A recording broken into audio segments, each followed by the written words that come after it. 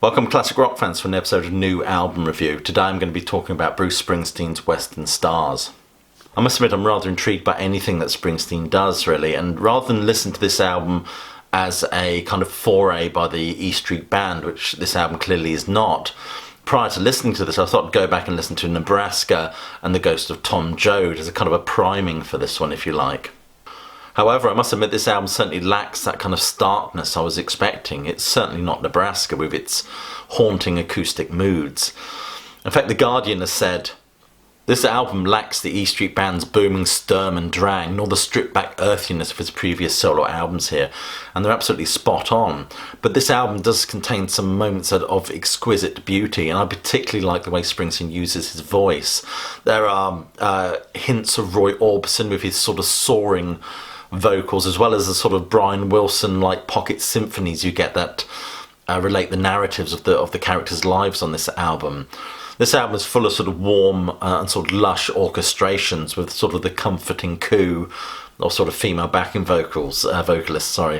But one can definitely distinguish or hear those sort of West Coast influences in this music. Especially the guitar sound, which is tremulous. It has a sort of a melancholic refrain, especially with the use of pedal steel, which is done absolutely beautifully, I must add. There's no doubt that the sort of ghosts of people like Glenn Campbell and Harry Nilsson hover over the proceedings for this one. There's certainly no doubt that this album is a homage to the music of his youth, especially the music that was coming out of those Hollywood studios in the late 60s, early 70s. But he also doffs his cap to other stuff that was going on at the time. For example, that wonderful excavation of that sort of rootsy Americana that sort of Bob Dylan and the band were doing in New York in around about sort of 66, which Billy Bragg has cited as the birth of alternative country. Which spurned other bands like the Flying Burrito Brothers and things like that before it became a little bit too syrupy and mainstream with bands like America and the Eagles, of course. There's certainly a nod to Phil Spector, of course, and that kind of wall of sound vibe, which we know Springsteen likes. In fact, I think he toys with those sort of production values on his Born to Run album, in fact. One critic has gone on and said this album represents a kind of a burnished nostalgia, where the echoing drama of Phil Spector sort of merges with the blare and honk of Dion and the Belmonts. As I've said before, I particularly like the way Springsteen uses his voice on this album, and that combined with the orchestrations generally leads to some exquisite moments.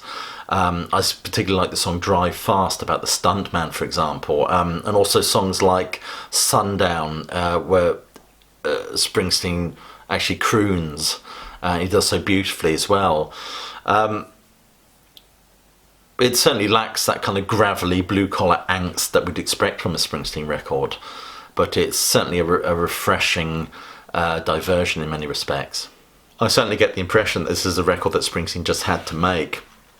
To quote another newspaper, I think it was The Times, that said, "You get the feeling he's having a whale of a time, an artist always held up as the apotheosis of honest, blue-collar heartland rock, revelling in artifice." But what I really like about this album is, and effectively what Springsteen does the best, that is he reimagines the narratives of broken and conflicted individuals. Certainly with the Nebraska album, you're dealing with some very conflicted individuals like cops and criminals and people on the edge of society, all sort of projected against the backdrop that is the triumphalism of Reagan's America. Whereas the Ghost of Tom Joad, of course, we have often the plight of the immigrant is very much like Steinbeck in that respect. But also, it also sort of portrays beautifully the sort of fading industrial landscape. And Western Stars is very much like that. It's character-driven stuff. It's populated with characters that are well past their best in many respects. You've got for example, the title track. You have a fading actor having to hawk Viagra. You get Drive Fast, as I've said, the injured stuntman who's recalls the recklessness of his youth. The failed songwriter, of course, in north of Nashville. All these characters sort of ruminate on how things have changed in ways that none of them had anticipated. But that's what's really interesting about this record. It creates a subtle tension, I think, between the atmosphere created by the strings and the arrangements with the angst and that atmosphere of disquiet represented by the characters. The orchestrations on this album are absolutely remarkable and beautifully complement the narratives that this album provides the platform for. Narratives of lost potential and fading youth. Individuals that are refugees from the pain of unrealised lives. There's no doubt about it, this album is a measured reflection on the passing of time, loss and redemption. I've already given this album a couple of listens as I've got it as an MP3 download now. The physical copy will no doubt arrive in the post a bit later from Amazon. But I jotted down some notes regarding my initial impressions of the way the record was sounding. I love the instrumentation, as I've said. I love the use of sort of horns, French horns as well.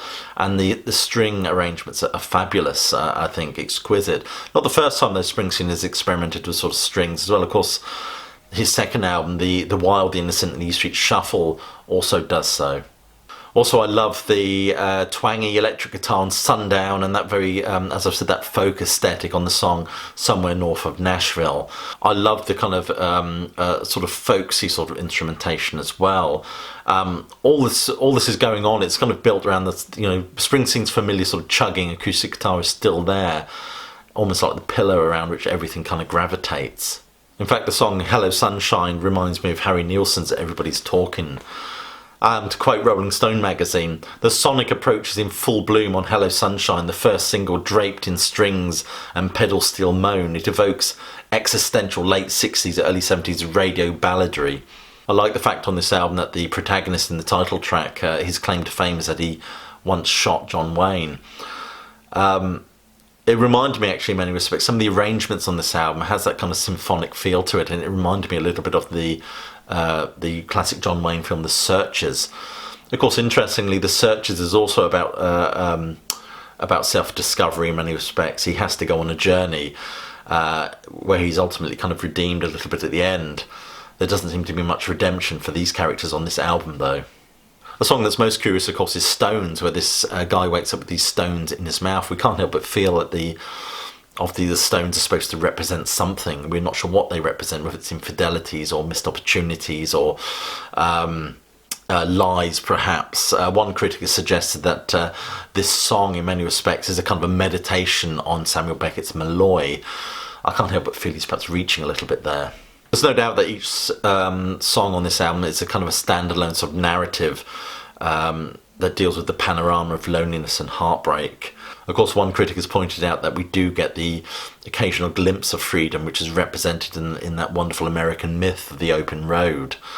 I have to conclude then, I feel that this album is hauntingly beautiful, with well-crafted songs and very sympathetic sort of depictions of characters, which beautifully, in my opinion, represent romanticism, tragedy, and the renegade spirit. To end on a quote, this album vividly brims with scenic deserts, dusty highways, last chance stands, and it jars with images of chihuahuas in the mouths of coyotes and stones in the mouth of a man. Anyway, you've been watching an episode of New Album Review. Please give it a thumbs up, click like, subscribe, check out my other videos. Do go and check out the Facebook page. But more importantly, please do keep listening.